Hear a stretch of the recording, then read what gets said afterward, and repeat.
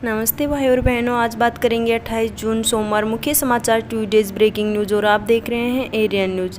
नज़र डालते हैं देश की बड़ी तमाम खबरों पर। यूपी में 100 सीटों पर चुनाव लड़ेगी AIMIM, ओवैसी ने की घोषणा। AIMIM प्रमुख असदुद्दीन ओवैसी ने रविवार को बड़ी घोषणा करते हुए कहा है कि उनकी पार्टी उत्तर प्रदेश चुनाव में 100 सीटों पर चुनाव लड़ने का फैसला किया है। उन्होंने कहा है कि हमारी पार्टी का गठबंधन केवल ओम प्रकाश रात भर की पार्टी भागीदारी संकल्प मोर्चा के साथ हैं। और इसी के साथ JP नड्डा बोले, गैर राजनीतिक मंच रहा है मन की बात, जन सरोकार के मुद्दों पर चर्चा करते हैं प्रधानमंत्री।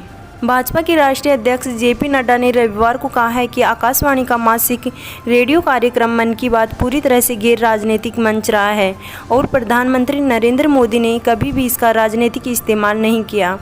नड्डा ने पश्चिमी दिल्ली के पूर्वी पटेल नगर स्थित एक सामुदायिक केंद्र में भाजपा के कार्यकर्ताओं के बीच मन की बात की 78वीं कड़ी में प्रधानमंत्री का संबोधन सुनने के बाद यह दावा किया।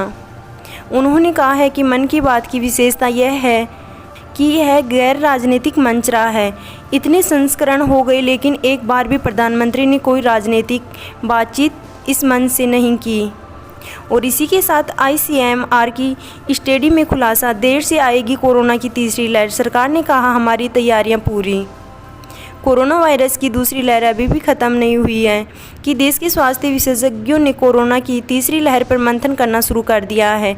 केंद्र के कोविड कार्यकारी समूह के अध्यक्ष डॉक्टर NK अरोड़ा ने कहा है कि ICMR की स्टडी के अनुसार तीसरी लहर देर से आने की संभावना है। हमारे पास देश में हर किसी का टीकाकरण करने के लिए 6 से 8 महीने की विंडो अवधि है। आने वाले दिनों में हमारा लक्ष्य हर दिन 1 करोड़ खुराक देने का है। और इसी के साथ जब हेमा मालिनी को दिया गया अमिताभ बच्चन की मां बनने का ऑफर, ये थी प्रतिक्रिया। बॉलीवुड की ड्रीम गर्ल कही जाने वाली हेमा मालिनी के साथ भी ऐसा हुआ था जब उन्हें अमिताभ बच्चन की मां का रोल ऑफर किया गया था।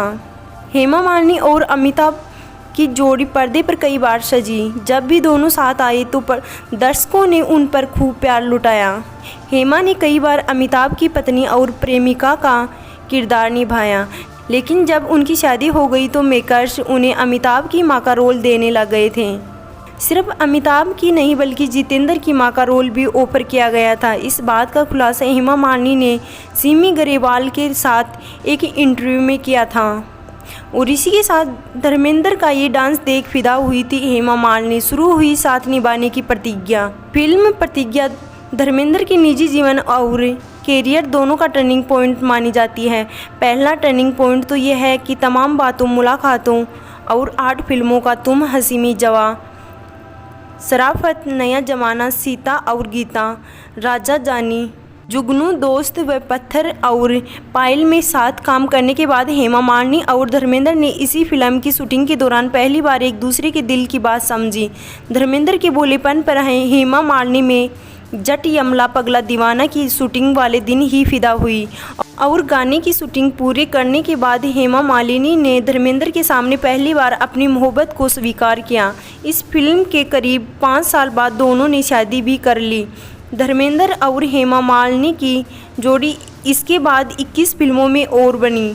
फिल्म एक दूसरे टर्निंग पॉइंट में धर्मेंद्र का निजी और व्यावसायिक जीवन दोनों शामिल हैं।